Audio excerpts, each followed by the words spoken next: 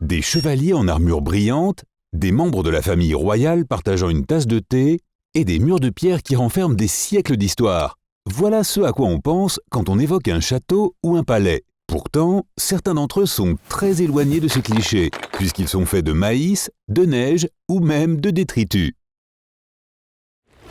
Château de neige de Kemi. Cette magnifique construction qui change d'apparence tous les ans est située dans le nord de la Laponie finlandaise. Les meilleurs architectes de neige la reconstruisent chaque année depuis 1996. Elle couvre une impressionnante surface de 20 000 m², soit environ 3 fois la taille de la Maison Blanche, et possède des tours 3 fois plus hautes qu'une girafe. La cerise sur le gâteau, il y a un hôtel de neige, un restaurant et même une chapelle. Alors prends des vêtements chauds et viens goûter à la nourriture nordique et séjourner dans une chambre au mur de glace. Le Palais des ordures.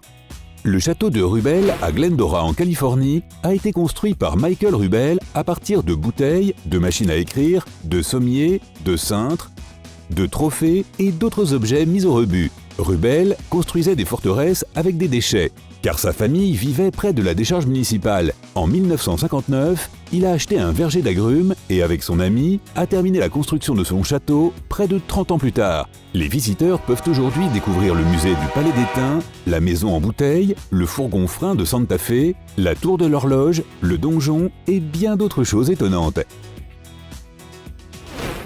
Le Palais doré.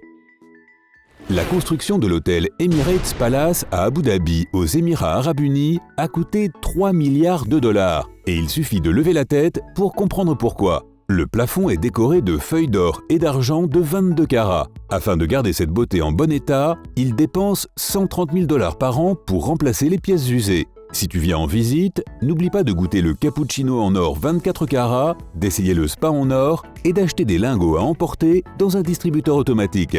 Aimerais-tu séjourner dans un palais comme celui-ci? Réponds-nous dans les commentaires ci-dessous. Le palais sous-marin.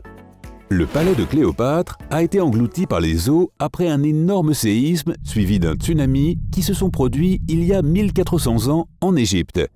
Il n'a été découvert que des siècles plus tard, en 1998. L'archéologue français Franck Gaudiot et son équipe ont trouvé des reliques fantastiques, des statues, des colonnes, des poteries, des bassins et des sols en marbre. Beaucoup d'entre eux ont été emportés pour être exposés dans des musées, mais ça vaut quand même le coup de plonger. Le Palais de la Falaise. Le Palais de la Falaise, dans le Colorado, était autrefois un complexe résidentiel et reste aujourd'hui le plus grand village à flanc de falaise d'Amérique du Nord. Il compte environ 150 pièces qui ont été sculptées dans le grès avec des poutres en bois et du mortier il y a 700 ans. Tu te demandes pourquoi les portes semblent si basses? Eh bien, les gens étaient plus petits à l'époque. Le Palais du Maïs. Si jamais tu te retrouves à Mitchell, dans le Dakota du Sud, ne rate pas la principale attraction touristique.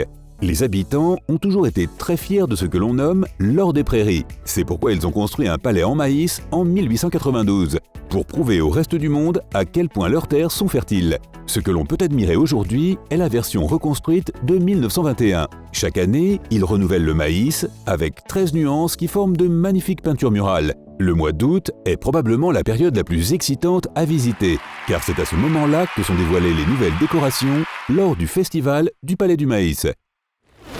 Le Palais des Grottes. Predjama, en Slovénie, est le plus grand château troglodyte du monde, vieux de plus de 800 ans. Ce que l'on voit n'est que la porte d'entrée, en façade, d'un réseau de galeries souterraines secrètes. Selon la légende, le chevalier Erazem de Predjama a utilisé ce réseau pour survivre à un siège du château qui a duré 1 an. Il a été inspiré par son grand amour, bien sûr. N'est-ce pas toujours le cas? Le plus grand palais. La cité interdite de Pékin a été inscrite sur la liste des plus grands palais du monde. Pour te donner une idée de sa taille, pense à quelque chose de légèrement plus grand que l'ensemble du parc Disneyland de Californie. Il a fallu 14 ans pour le terminer sous la dynastie Ming au XVe siècle. Le complexe compte 980 bâtiments et près de 9000 pièces. Le plus petit palais. Si l'on s'en tient à la stricte définition d'un palais, comme la résidence d'un chef d'État, alors la cabane de Pierre le Grand à Saint-Pétersbourg, en Russie, est certainement le plus petit de tous. Il a fallu 3 jours pour achever cette construction de la taille d'un appartement ordinaire. C'est un mélange de design traditionnel russe et hollandais, et il est aujourd'hui entouré d'un bâtiment en pierre pour le préserver. Le palais le plus lourd. Le palais du Parlement à Bucarest, en Roumanie, est fait de bronze, d'acier, de cristal et de bois. L'ensemble de ces matériaux en fait le bâtiment le plus lourd du monde. Il pèse environ 5 fois plus que le Golden Gate Bridge de San Francisco. Il a fallu 20 000 ouvriers, 600 architectes et ingénieurs et environ 40% du PIB annuel du pays pour le construire. À l'intérieur, on trouve 1200 pièces occupant la surface d'un terrain de football et des lustres imitant un ciel étoilé. Le plus haut palais. Le palais de Potala, au Tibet, sert de palais d'hiver au Dalai Lama depuis le 7e siècle. Non seulement la construction en elle-même est magnifique, avec ses 2 couleurs distinctes, mais le cadre naturel dans lequel elle se trouve est somptueux. Le palais se trouve à 3650 mètres d'altitude, dans la pittoresque vallée de Lhasa. Et maintenant, jetons un coup d'œil aux 3 plus beaux palais du monde. Hawa Mahal. Le palais des vents en Inde est tout à fait à la hauteur de son nom. Ses 953 fenêtres laissent passer suffisamment d'air, et cette fantastique nuance de rose provient du grès naturel grâce auquel toute la ville de Jaipur, où se trouve le palais, est surnommée la ville rose. Palais national de Pena. Ce véritable château de conte de fées est situé à Sintra, au Portugal. Le roi Ferdinand II voulait que le plus grand nombre possible de styles et de couleurs soient mélangés, et les architectes ont plutôt bien accompli leur mission. On dit que ce château de style romantique, le plus ancien d'Europe, a inspiré celui de Neuschwanstein, qui a ensuite inspiré le château de Walt Disney à Disneyland. L'Alhambra.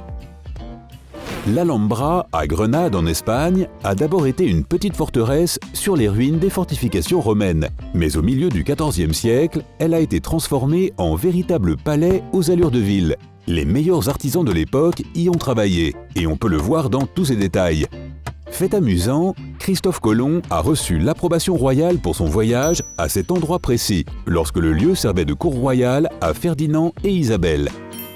Si tu as appris quelque chose de nouveau aujourd'hui, mets un like à cette vidéo et partage-la avec tes amis. Et voici d'autres vidéos que tu vas sûrement apprécier. Clique sur celle de gauche ou de droite et reste du côté sympa de la vie.